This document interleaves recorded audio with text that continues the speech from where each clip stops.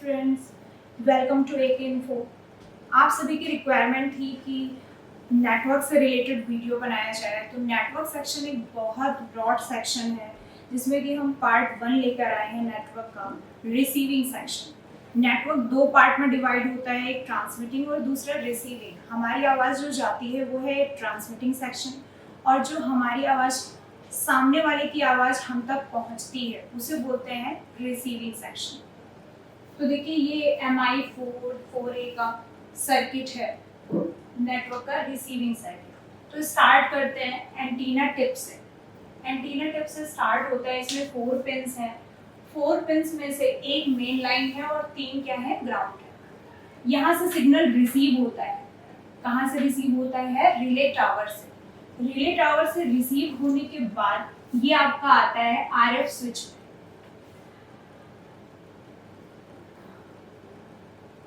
RF switch लगा होता है स्टूडेंट्स कुछ इस तरह।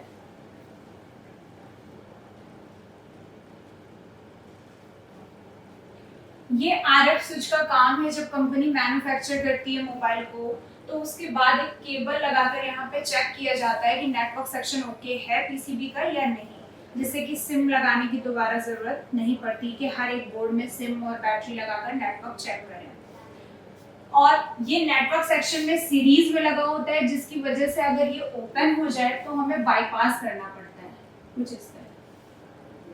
आगे कॉइल पैरेलल में मिली है और कैपेसिटर सीरीज में मिले हैं फिल्ट्रेशन के लिए। अब नेटवर्क में बहुत सारे बैंड होते हैं, band 1, band 3, band 5, band 30, band 34, 39, 40, 41, ऐसे करके 4G तक बहुत सारे बैंड्स आ चुके हैं। तो हमने एक बैंड दिया है 39।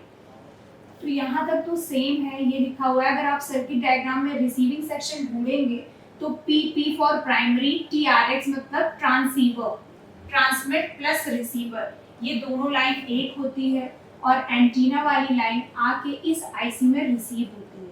इस आईसी का नंबर स्काई 77916 है। इस आईसी का वर्क क्या है?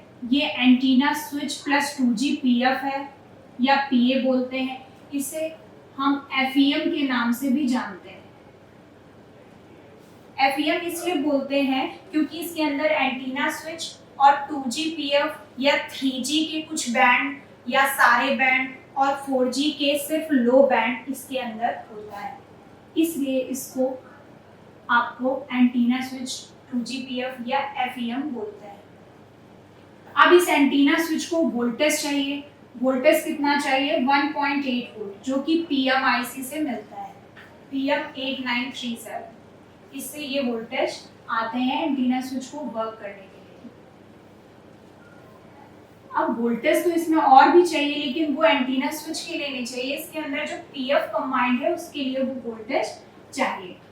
अब ये आईसी क्या करती है? एंटीना स्विच का काम है सिम के अनुसार नेटवर्क सेलेक्ट करना। ये जो सिग्नल आया है उसका जो मेन गेट है वो है एंटीना स्विच। यहाँ से सिग्नल रिसीव हुआ और रिसीव करने के लिए, इसको एक्टिव करने के लिए CPU से डेटा आता जाता है और RF क्लॉक आती है CPU से। किसको काम करने के लिए? एंटीना स्विच को काम करने के लिए। अब एंटीना स्विच के बाद एक लाइन एंटीना स्विच की पिन नंबर 28 से निकली हुई है 39 बैंड के लिए। इसमें रजिस्टर और पैरेलल कॉइल लगा हुआ है और 10 पिन का RF फिल्टर लगा हुआ है। फोन में बहुत सारे ब्लैक कलर के छोटे छोटे फिल्टर्स आपको नजर आएंगे। वो सिर्फ वाटर डैमेज होने की वजह से खराब होते हैं, वाटर लॉक हो जाता है तो हम उसे निकाल के रिसोल्ड करके फिर से लगा देते हैं। इसमें वोल्टेज की इतना नीड नहीं होती, ये सिर्फ सिग्नल के फिल्ट्रेशन के लिए लगे होते हैं, इसलिए कभी ज्यादा वोल्टेज आने की वजह से ये डैमेज नहीं होता है। आगे गए तो एक 6 पिन का बैंड पास फिल्टर मिला। यहाँ से सेलेक्ट होता है बैंड और ये सेलेक्ट वाली लाइन पिन नंबर 6 CPU से कनेक्ट होती है। पिन नंबर 5 से सिग्नल रिसीव होता है और कैपेसिटर कॉइल के थ्रू ये MB मींस होता है मीडियम बैंड। इसमें 3 बैंड होते हैं, LB, MB और HB। जो बैंड 39 आता है वो MB में आता है सिग्नल यहाँ से रिसीव होने के बाद डायरेक्ट WTR-IC में आता है, जिसका common name RFIC network IC होता है। तो WTR-IC में ये रिसीव हुआ सिग्नल, और यहाँ पे WTR-IC को काम करने के लिए 1 वोल्ट आता है, यानी इस IC को काम करने के लिए 1 वोल्ट, ट्रांसमिटिंग के लिए 1 वोल्ट, रिसीविंग के लिए 1 वोल्ट। तो अंदर कई बॉलों में 1 वोल्ट आपको मिलेगा, किसके थ्रू? रजिस्टर और कैपेसिटर लगाकर। इस आईसी को काम करने के लिए 1 वोल्ट और चाहिए, 1.8 वोल्ट। तो अगर आप इसे वोल्टेज चेक करना चाहें तो नेटवर्क सर्च करके आप वोल्टेज चेक कर सकते हो। इसमें फिक्स 1 वोल्ट कैपेसिटर या रजिस्टर में आप चेक कर सकते हो, और ये जो 1.8 वोल्ट है ये फ्लैक्चुएट होंगे, यानी कम ज्यादा होंगे, इट मींस ओके है। अगर ये फिक्स हो गया या नहीं आया वोल्टेज तो किसकी प्रॉब्लम होती है? पावर आईसी की या फिर नेटवर्क आईसी की। तो आप हमेशा याद रखिए ये वोल्टेज वेरिएशन होंगे। अब इस आरएफ आईसी के लिए एक क्रिस्टल वर्क करता है, जिसे आरएफ क्रिस्टल कहते हैं।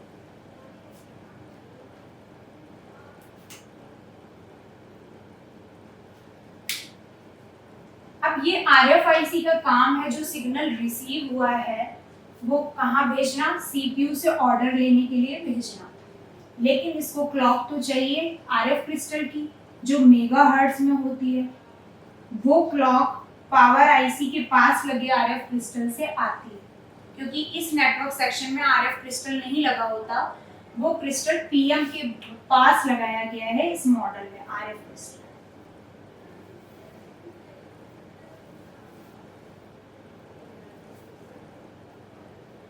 इसके 4 पॉइंट होते हैं, जिनके 3 पॉइंट PMIC से जुड़े होते हैं और एक ग्राउंड से जुड़ा होता है।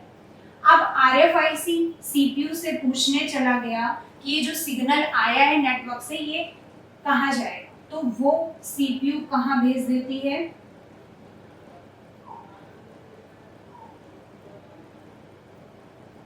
ऑडियो आईसी में।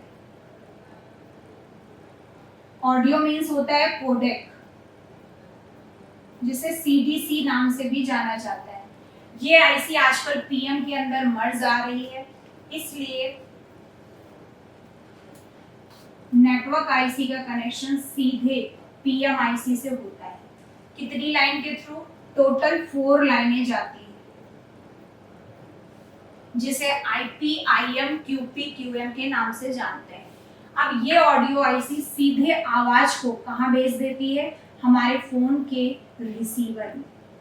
ये है टोटल रिसीविंग सेक्शन।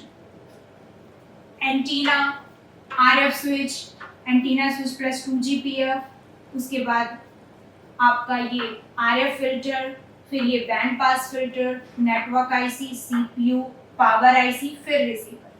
तो देखिए हम इसको आपको बोर्ड में दिखा देते हैं। इस फोन के अंदर 2 बोर्ड थे। जो मेन बोर्ड है उसमें स्टार्ट होता है आपका ये RF केबल कनेक्टर, जिसमें वायर लगती है RF केबल। ये जो आप आईसी देख रहे हो ये गाइड मार्क है, इसमें ट्रिपल टिक है।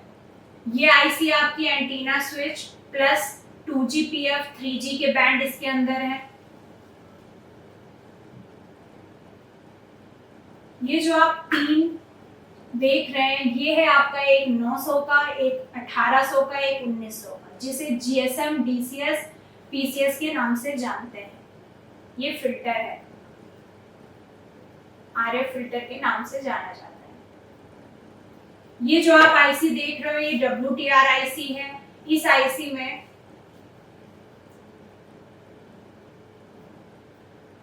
WTR 2965 लिखा हुआ है नंबर। ये आईसी भी नेटवर्क से रिलेटेड है, मगर नेक्स्ट वीडियो में हम बताएंगे, क्योंकि ये ट्रांसमिटिंग सेक्शन से रिलेटेड है। ये है आपका पूरा नेटवर्क सेक्शन। जो आप छोटे छोटे फिल्टर्स देख पा रहे हैं ये सिर्फ वाटर लॉक होने की वजह से प्रॉब्लम करते हैं। इनमें इतना वोल्टेज का इशू नहीं आता है या शॉर्ट सर्किट का इशू नहीं आता है। नेटवर्क सेक्शन में एक बेनिफिट है कि इसमें सारी लाइन आपको इंटरनल दिखाई देती है। देखिए लाइन कौन सी पिन से कहाँ गई ये सारी दिखती है। और हमेशा याद रखिए ये जो नेटवर्क आईसी होती है ये बॉल आईसी मिलेगी आपको। आई होप स्टूडेंट्स आप सभी को समझ में आया होगा। Thank you.